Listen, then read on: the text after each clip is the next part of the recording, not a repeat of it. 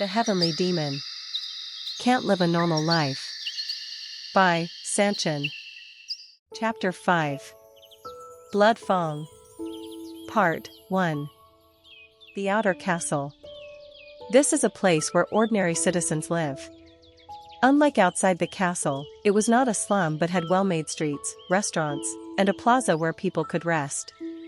In particular, the statue of Hephaestus, located in the center of the square, was a symbol of Dimitri. It's noisy. The surroundings were noisy. A large crowd was coming and going, and it was crowded with people selling things and others trying to buy stuff from them. Roman walked down the street. Of course, there were many people who recognized Roman. Most of the people of the Dimitri family live in the inner castle, but Roman often goes out of the inner castle for entertainment and other things. While outside, it wasn't just once or twice that Roman made a scene. People whispered at Roman's appearance, but they did not walk up to him and talk to him. What? Courtesy to the Lord's family? It isn't something that involves Roman. Dimitri's people respected Baron Romero but didn't respect his fool of a son the same. Since I, Roman Dimitri, the target of revenge, am roaming the streets without a single guard, the blood Fang should soon get to know where I am. It was the actual reason I came here. Roman had deliberately wandered the streets with Hans. It was the appearance he had deliberately shown before, but when he judged that his location had been exposed to a certain extent, he left Hans at the restaurant to be safe. Hans had done enough for his role. Hans' absence was used to make them careless and also because I had no intention of putting him in danger. If the Blood Fang is a group that attacks even nobles as the rumors say, now is the perfect opportunity for them to get revenge. Roman's outing today was no accident. After Roman was assigned by his father to take care of Blood Fang's affairs, he stayed in his room alone to get to know them well. In reality, their power was not that strong. The Dimitri Knights were enough to deal with them, but the problem was that it was impossible to eradicate the whole Blood Fang at once. So, people didn't usually touch Blood Fang. This was because if you touched them but did not deal with them properly, you would have to live with the fear of being the target of revenge for the rest of your life. An intangible force. Therefore, Roman made a plan. If you can't find them first, you just have to make them come to you. The fish is fresh today. Southern silk for only 1 gold. Move quickly, Max. It was crowded with people. Roman walked between them, slowly calming his emotions. Today is the day the Dimitri Knights will conduct regular training. Since the number of guards has been significantly reduced compared to other times, even if something happens in the outer castle, they will not be able to respond quickly. As the Blood Fang, you wouldn't want to miss a day like this. It's not a common opportunity to see Dimitri's young master, who just goes out on a whim, wandering the streets without a guard on a day when the Dimitri Knights are training. That's correct. It's a bait. Roman had presented himself as an attractive bait. He used this method quite frequently in Murim as well. Even the great assassins, who showed no traces, naturally turned on their eyes and rushed in when they saw loopholes. 3 in the back. Slowly, he gained a tail. The people who watched from afar at first were now openly pursuing him. Now, I'm tempted. Naturally. Roman turned and walked into a quiet alley. It's the direction of the entertainment district that Roman loved very much, so there was no suspicion in the eye of the pursuers. He gently waved the bait. Let them take the bait. Roman hid his true feelings and disappeared deep into the alley with a cold expression. Captain of the Knights, Jonathan. Knights Commander, Jonathan. Jonathan, who had been instructing the knights for a long time, frowned at the sight of Hans running towards him. What's going on? The young master is ha. Speak slowly. Hans could not speak properly as he was gasping for air. Rushing here from the outer castle made his face pale, but it was more important for Hans to warn others of the danger to Roman's life. Young Master Roman is in danger. The young master is? Yes. The young master went out to the outer castle without a single guard, and it seemed like he was trying to fight with the Blood Fang. We never know what will happen if we leave him like this. We must find the young master as soon as possible. Hans's voice was very intense. It was a voice that actively appealed to how dangerous Roman's situation was, but Jonathan responded as if he was confused and had heard something absurd. I think my ears aren't working properly. Now, are you saying that young Master Roman, who can't even use a sword, let alone aura, went out alone to the outer castle to fight Blood Fang? That's right. That sounds really absurd.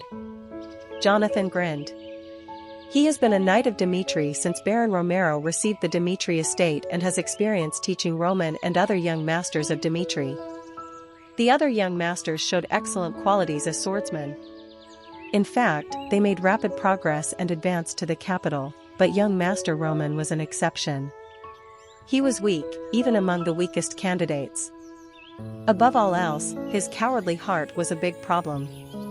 He sat on the floor and shivered if he saw a bit of blood, so Jonathan decided that Roman had no talent as a swordsman. His head is stupid, and he doesn't know how to use his body. The evaluation of being a fool initially originated from the Knights Templar. To say that Roman went out to fight Blood Fang, it was natural for Jonathan not to believe it. There is no time for this. We must save the young master. Hans ran wild on the road. Jonathan didn't like it, but he couldn't ignore Hans' words. There was also a special order from the Lord. A few days ago, Baron Romero summoned Jonathan and ordered him to help Roman. Although the Knights of Dimitri and Jonathan did not like Roman very much, they could not refuse the orders of the Lord they followed. If what Hans said is true, the stupid fool caused a seriously huge problem this time. Why the heck is a guy who doesn't even know how to use a sword doing something like this? Jonathan cried out. Right now, all knights, go and get armed. Clack. Clack. The knights were sorted in a row.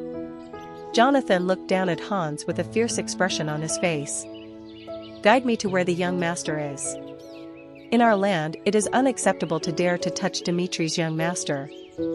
Step. Step. The sound of footsteps echoed through the alley. The men who quietly followed Roman's footsteps revealed their true colors as they entered the isolated space.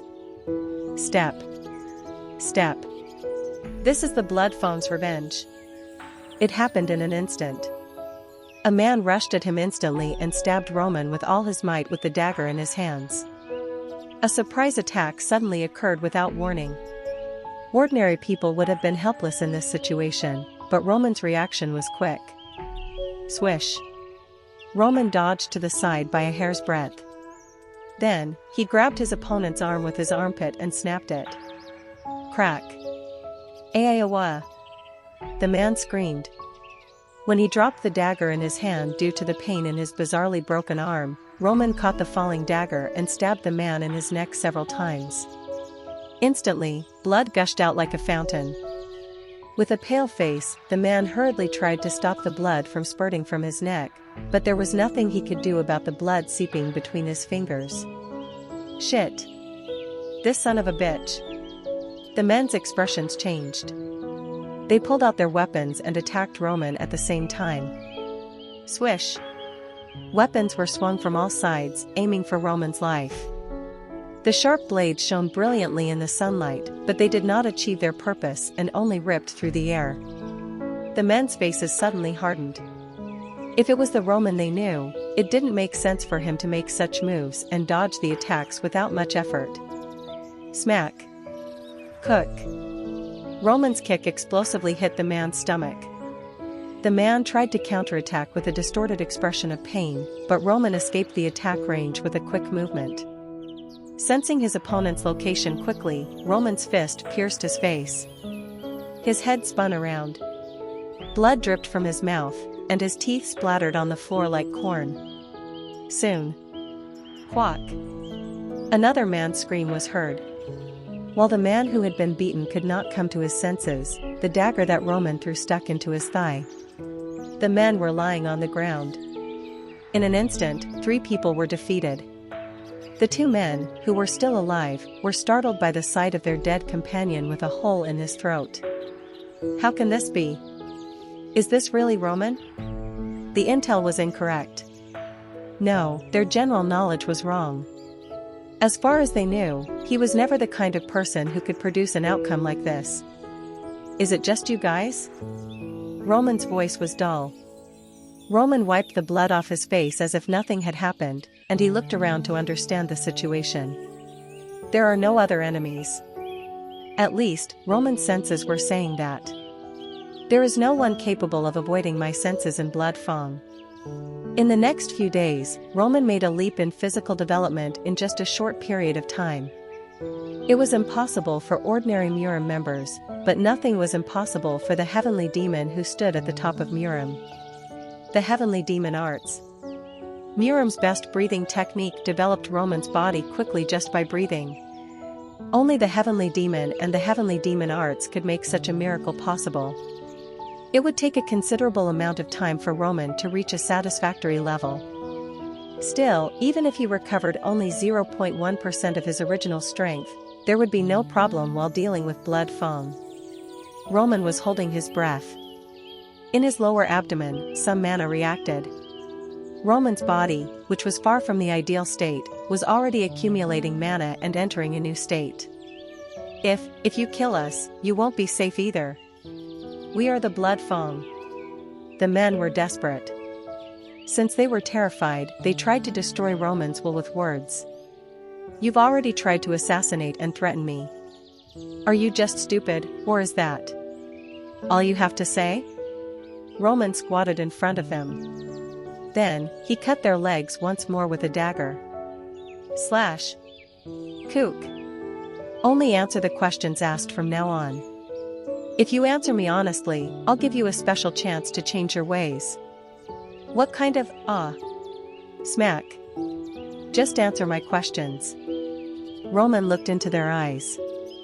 The people, who were terrified, did not dare to look into Roman's eyes. How to take care of an organization? It's actually pretty simple.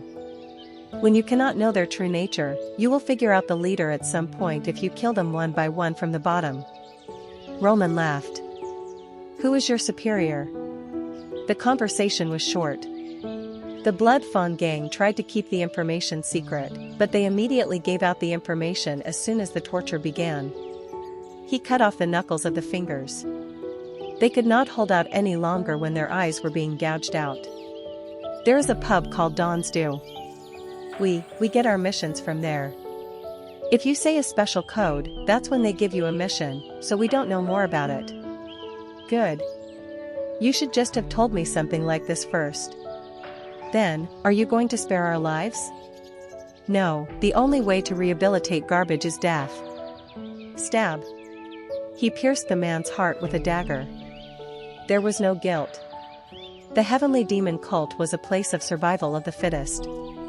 Showing mercy to the enemy was not a virtue of the heavenly demon cult.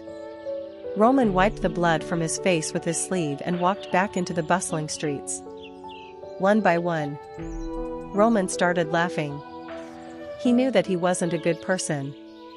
His heart was pounding. The feelings he could not feel when he reigned supreme in the world came alive after a long time and stimulated his senses. While the Dimitri Knights went wild, Roman walked alone towards the lair of the Blood Fang. Chapter 6. Blood Fang. Part 2. Don's Do.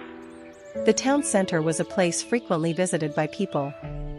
In that place, Blood Fang was proudly doing business with a sign in the streets. Ding ding. Welcome. As Roman opened the door and entered, the bell rang loudly. The scenery inside the building was no different from other pubs in the locality. People around the round table and the bar were chatting, and in front of them was a man who seemed to be the owner, busily carrying beer. There were dozens of people in the pub, probably because the business was doing well in its own way. Huh? Hey, it's young Master Roman. For a moment, people's eyes turned to Roman. There was no way they wouldn't recognize the young master of the Dimitri family, which rules the estate. Accordingly, the people who had been bad-mouthing him until now quieted down as if it was pre-planned. Roman Dimitri. No matter how much people call him an idiot, Roman was a powerful person whom commoners could not even make eye contact with. People quickly looked away. Roman calmly moved forward and sat down at the bar when the stillness subsided. Tears of Dawn, 27 years old.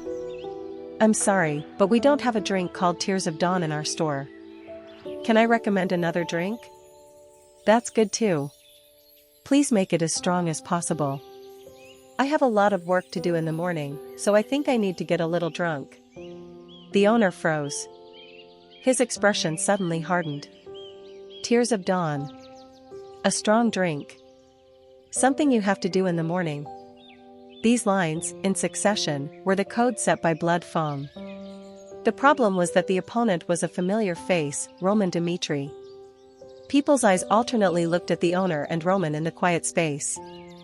Some people showed pure curiosity, while others showed complex emotions in their eyes. A fleeting moment. A smile formed on Roman's lips, and the owner swung the dagger that he had hidden under the table like a thunderbolt. Attack, kook. Thud. Clang. Roman hit the owner's head with a beer mug. At the same time, he threw his body backward, and several customers who had been drinking around until now attacked Roman. Thud thud. 2 daggers were nailed to the bar table. Under the dark lighting, the blood fangs revealed their fierce eyes. Roman had found the information accurate, and several men disguised as guests rushed to Roman at once. Ah! Run away! Customers screamed and ran out of the pub. Thanks to this, finding who needed to be killed was easier. 8 people. Roman fought with the opponents. The dagger wielded at close range threatened Roman's vital points, but Roman dodged all those attacks while staying close and with minimal movements. Not only that, he immediately counterattacked and punctured a hole in his opponent's neck. Roman knew that his opponent would fall to the floor, dripping blood, if he simply swung the dagger in his hand. This bastard! Kill him! The pub was not so peaceful anymore. The Blood Fang members revealed their true natures rather than acting like workers who soothe their tiredness with beer after a day's work. However, the opponent was a predator that would definitely devour them all. Even if they rushed from all directions simultaneously, the Blood Fang members were eventually defeated. Thud. Slam. He slammed the face of the last remaining man on the table. The rigid table shattered, leaving the man stunned, and Roman, without hesitation, kicked him in the face as he threw him to the floor. The man squirted blood and rolled around. Dropping to the floor, his body showed that his soul had already left him. Was that it? It ended in an instant. All the men who rushed to Roman died. Just one man was left. The owner, who was beaten by a beer mug at the beginning, looked up at Roman with a blood-stained face. Why are you doing this? What do you mean why? You must clearly know why I visited this place and attacked you guys. You wouldn't have attacked me if you hadn't known that. Roman chuckled. The terrified owner suddenly fell back when he saw Roman sitting right in front of him on a chair. He recognized it. That was the expression of a ferocious demon. The owner cried out in an evil voice. We are the Blood Fang. Even if I die by your hands, my comrades will definitely avenge me by taking your blood. Nobility? Do you think something like that will protect you? Aristocrats are, after all, humans just like us. The reality is that even the body of an aristocrat will have a hole in it and can be found screaming like a pig when a sword is stabbed in. Do you seriously think that saying that will save you? Ha, kill me.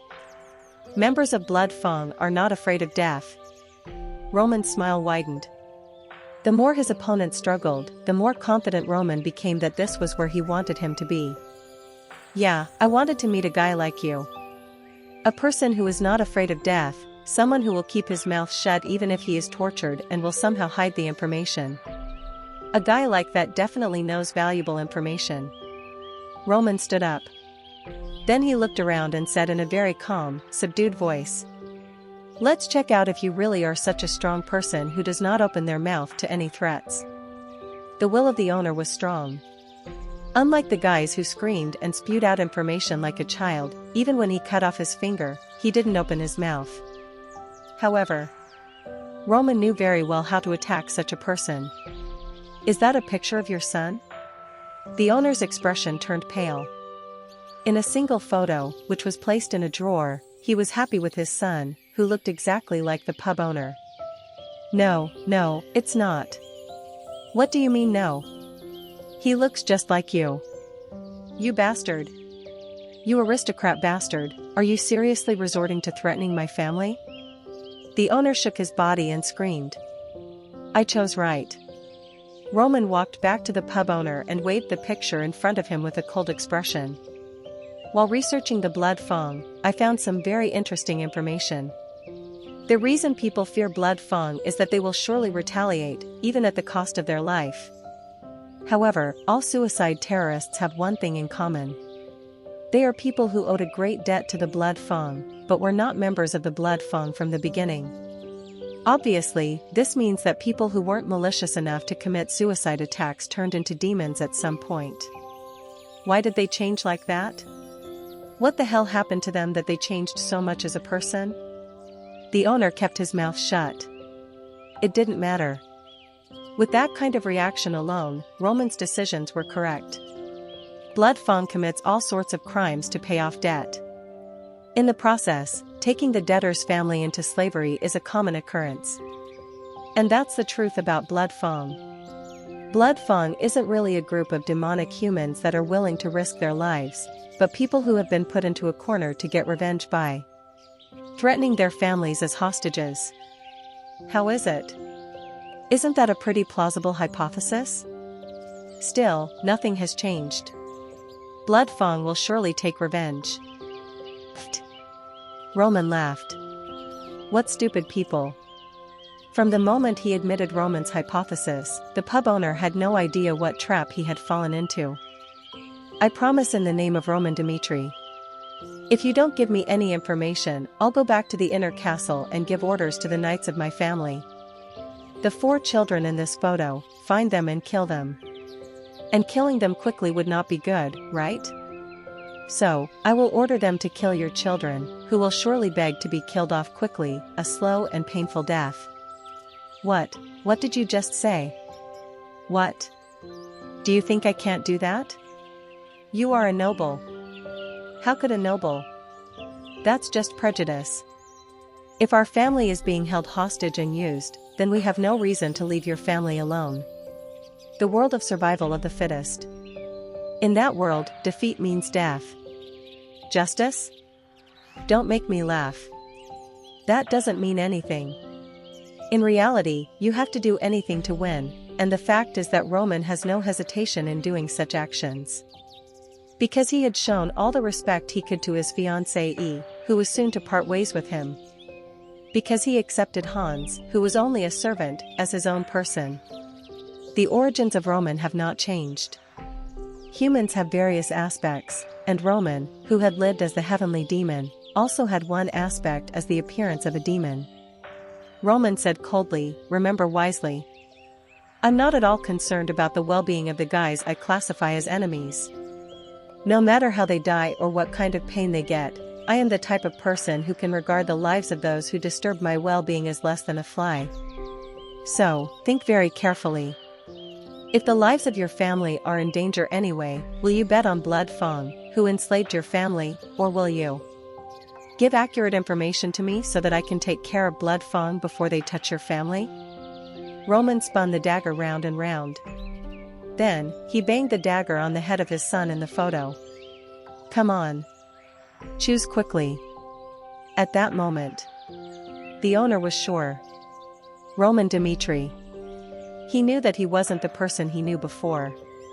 The owner finally lowered his head, looking at his son's face torn so cruelly that his figure could not be recognized. After getting the required information, Roman started leaving. At the site that had become a mess, the Knights of Dmitri arrived with Hans in the lead. What the hell is this? Jonathan's expression hardened. He had heard the testimony of eyewitnesses. He found out that when Roman communicated with the owner and his guests attacked Roman by surprise. However, what was more shocking than that was the current scene in front of him. Men with strong physiques were lying on the floor with broken bones. Did young Master Roman deal with them all by himself? He couldn't believe it. Roman was a weakling with no talent for battle. He was an idiot who trembled when he saw the slightest of blood and couldn't even wield a sword properly. That was why he couldn't believe that Roman had dealt with so many men just by himself. There was a sense of disparity. He was different from the Roman he knew before, from what the eyewitnesses told him. At that moment, "Captain, here are the survivors." The owner of the pub was alive. When he hurriedly ran, he saw the miserable shape the owner was left in. Kook. The owner spat out a handful of his blood. From the looks of it, he had been tortured. All the fingers of his right hand were cut off, and the thick blood he spat out showed pieces of intestines. At a glance, anyone could tell that he would die at any moment. However, he hadn't given up on his life yet. He spoke to Jonathan in a clear voice, as if he had had a flashback. "You must follow young Master Roman immediately." "What do you mean?" "I told young Master Roman everything. The fact that Bloodfang's stronghold is not here in Dimitri, but in the heart of Lawrence." As soon as he heard that, young Master Roman left this place. "It seems like he is trying to get things done on his own, but he will never be able to handle them on his own. So, hurry up and help young Master Roman. Help the young master now. We must get rid of the Bloodfang at its roots." The owner's voice was desperate. He had already become a traitor in exchange for his information. Then, as Roman said, his family will be safe only if Roman takes care of the Bloodfang. The owner crawled on the ground. He gripped the ankles of Knight's commander, Jonathan, with his blood-stained hands and said in a desperate voice, "Please, please, kill them all." Jonathan's eyes shook. It was a complicated situation. The appearance of the Bloodfang members crying out, requesting him to help Roman, was also embarrassing. But the biggest problem was Roman's actions. "Are you seriously going to deal with them alone? Lawrence." It wasn't Dimitri's realm. Still, he froze at the words that he had just heard. If it weren't for Hans, Jonathan would just have been sitting there for a long time. "Knight's commander Jonathan. We must leave quickly. The young master is in danger." "Right." Jonathan came to his senses. "Roman. We cannot let Dimitri's eldest son die in another territory." Although he did not request for cooperation with Lawrence beforehand, he couldn't afford to wait for the approval of such a request at this time. The Dimitri knights left in a hurry. Their destination was the city of Lawrence. Chapter 7. Bloodfang. Part 3. Information often travels faster than people. As soon as Bloodfang's branch in Dimitri collapsed, news about it reached the headquarters in Lawrence. Is that really true? Yes. According to the sources, Roman Dimitri single-handedly killed all Bloodfang members in the Dimitri branch. What should we do? The Dimitri knights have also moved, so everything could be in danger if things keep going on like this. Damn it. Ben Miles, the leader of Bloodfang, distorted his expression. I can't believe it. The Roman Dimitri, as we know him, is by no means such a person. The sources said that the whole branch in Dimitri was destroyed by a guy called Dimitri's Fool, who was also denied admission to the Royal Swordsmanship Academy. This doesn't make any sense. A few days ago, Ben Miles saw a golden opportunity when he heard that Roman had killed his minions. Most groups do not dare to take revenge if their opponent is a noble. Nobles are people who value honor too much. Considering that they will rush to avenge the family, it is best to solve problems with the nobles in a good way. Due to this specific reason, Bloodfang was able to acquire great notoriety. Even though they were not a great force, they risked their lives to terrorize the nobility. This case was similar. By killing Roman Dimitri, Ben Miles wanted to rekindle the fading infamy of the Bloodfang. The opponent was perfect too. Dimitri's Fool.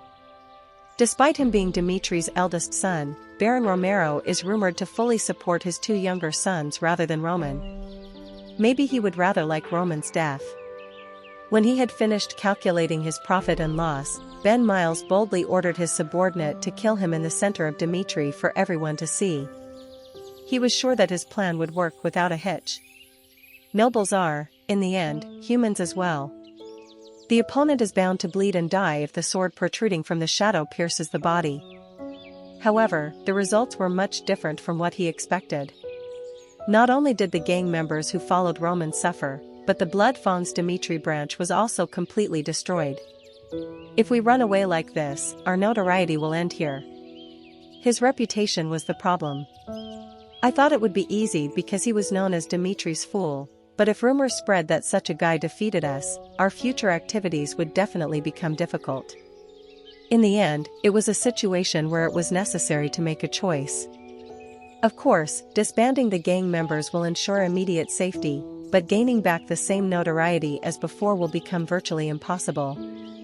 Ben Miles asked, "Where is Roman now?" We were informed that he just left Dimitri. Apparently, he got the information from Don's Dew. Since he and the Dimitri Knights are moving separately, I think Roman will arrive in Lawrence early, so if we deal with him before the Knights arrive, it won't be much difficult to escape. After all, he is alone. Ben Miles smiled coldly. It was ridiculous.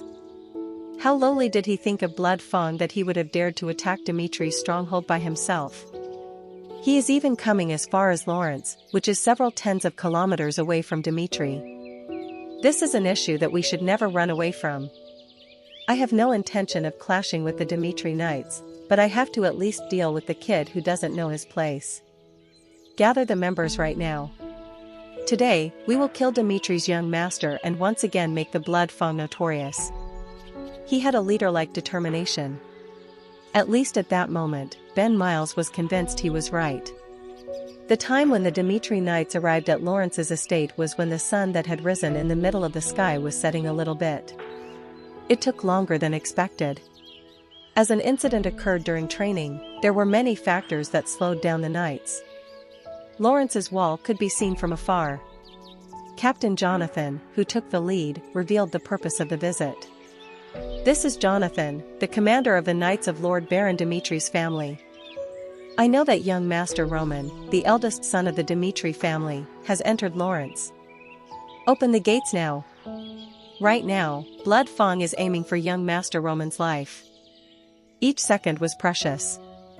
He shouted so hard his veins popped out of his neck. He did it to ensure the voice would go through the wall. However, Lawrence's gate didn't move an inch. Suddenly, above the wall, a man who appeared to be the guard's captain showed his face. The man with a square chin and a determined impression did not respond positively to Jonathan's urging. "Sorry, but armed forces aren't allowed to pass through the gates. If you wish to enter Lawrence, disarm everyone and go through the formalities." "Didn't I just tell you? Young Master Roman is in danger. We need the armed forces to save the young master. Please understand our position as well." Which province opened the gates to the armed forces that came without notice? "I understand the urgency, and if young Master Roman Dimitri is in danger, we will send our own troops. So choose. Either turn around and head back or throw away all the weapons and follow the formal procedure. Those are the only options." Ugh. Jonathan's face flushed red. Lawrence and Dimitri. They weren't lands that didn't have any communication. However, even though he notified them of the urgent situation, the gates were not opened, and even though he understood it in his head, fire erupted from within. "You fucking bastards. If anything happens to young Master Roman during this time, I will not leave you alone. I am Jonathan, the leader of the Dimitri Knights. I will surely keep the words I spit out, and I will remember this. So, open the door. Now is not the time to waste on procedures, but it's the time to work together as soon as possible to find the young master." Krrr. The sword on his waist started to vibrate. A 3-star or a knight. Jonathan's strength was not at a level that a single guard commander could handle. The captain of the guard knew only then that the situation was dire, but he could not make a hasty decision. As it was a volatile situation, tension was rampant. It was then. Guard captain. There is a serious problem. A soldier hurriedly ran to the captain of the guards and whispered to him in a voice that could not be heard from outside. The guard captain's face turned pale. It could be seen that he was startled. Is that true? Yes. Right now, there's a riot going on at Lawrence Square. Oh, no. Lawrence Square. What was going on there? In a moment, his heart dropped, and Jonathan's patience exploded. Open this door right now, you sons of bitches. Lawrence Square. Just a few minutes ago, it was peaceful. It was a place that commonly depicted a normal scenery every day, but the appearance of a man drowned the people's peace. Ah. What is that? Drip drip drip. Roman suddenly appeared. After reaching Lawrence an hour before the arrival of the Dimitri Knights and taking care of the situation, he grabbed the man's hair, whose face was covered in blood, and Roman dragged him into the center of the square. Those who saw it and were terrified ran away. However, at the unusual sight, people suddenly gathered around Roman, one by one. Oh my God! What the hell is going on? Shouldn't we stop this? The people were confused. Still, Roman didn't care about that. Rather, as he gripped the rebellious man's hair more harshly, the man spoke earnestly with his dry mouth. Please, spare me. The man's true identity was Ben Miles. He was the leader of the Blood Fang. He hadn't expected anything like this to happen when he gave orders to his subordinates to deal with Roman. His opponent was known as Dimitri's Fool.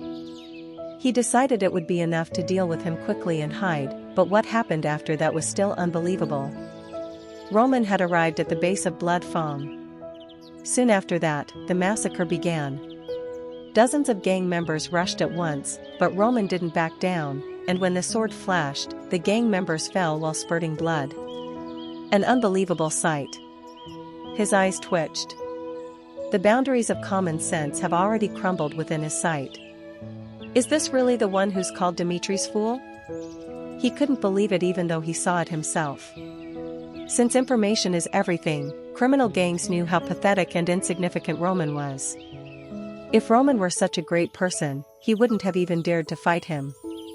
But the reality was different. Ben Miles was terrified to see a completely different look from the usual Roman. I have to run away. However, his decision was too late.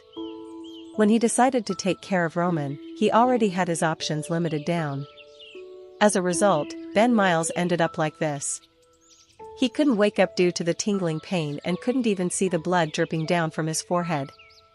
I am sure that I will die. It was instinct. It was pure instinct. He grabbed onto Roman's pants and wept while begging for his life. I was really wrong. If you only spare my life, I will do anything for you, young Master Roman.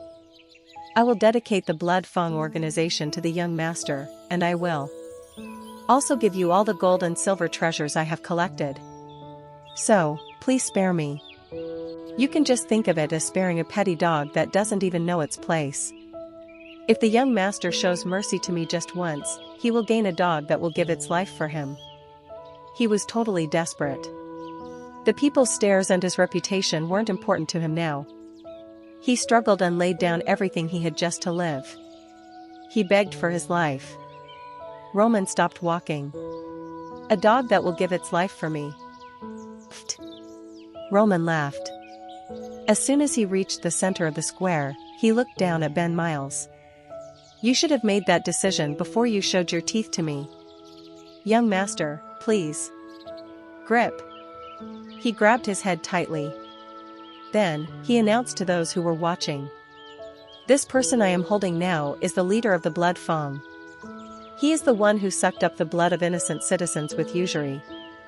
You already should know it well, what a heinous force the Blood Fang is. Murmur murmur. The people agreed.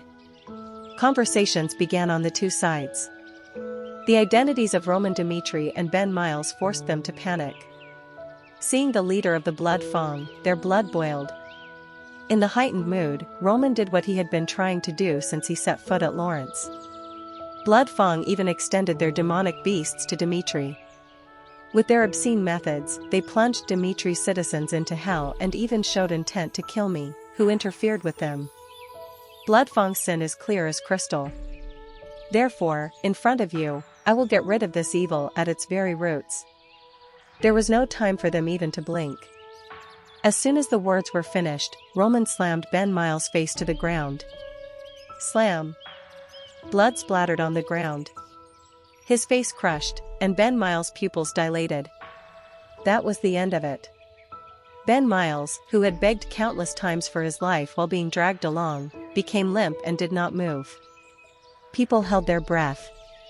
Even in a world where death was commonplace, what they were witnessing now was too shocking. And then, "Young master?" Jonathan and the Dimitri knights looked at him with shocked faces. They had arrived late at the scene. While the incident was happening outside, Flora stood in front of her father's office. "Huh." A sigh came out of her mouth. Immediately after visiting Dimitri's estate, she officially announced her intentions to break up with Roman, and then she returned to Lawrence. However, she had yet to tell her father anything about it. For Lawrence, breaking off the engagement will be extremely terrible. All of her father's plans to solve the problem based on Dimitri's capital power will fail, and his disappointment will be great as a father who raised Flora like a princess. She couldn't afford to face her father's disappointment. Even when she announced her breakup, she had judged that this was the right thing to do for her own life, but the reality that befell her was that Flora had become a coward. "Yeah, let's talk. I am sure he will understand. It's my life. I can't be sold to a man I don't care about, even if it's an arranged marriage." She finally made her decision. Even if it's an arranged marriage, she wanted to be with a guy she could respect in the slightest, but not someone like Dimitri's fool. This is the right choice. Just when Flora was about to open the door, a soldier rushed forward. "Lord! Lord!" On the way, he found Flora. He then greeted her quickly and went straight into his office. It was a situation beyond Flora's comprehension. As the door closed in front of her, a question appeared on Flora's face. What's going on? She didn't know. What was shocking was the incident that Roman, the man she decided not to marry, had caused outside the building.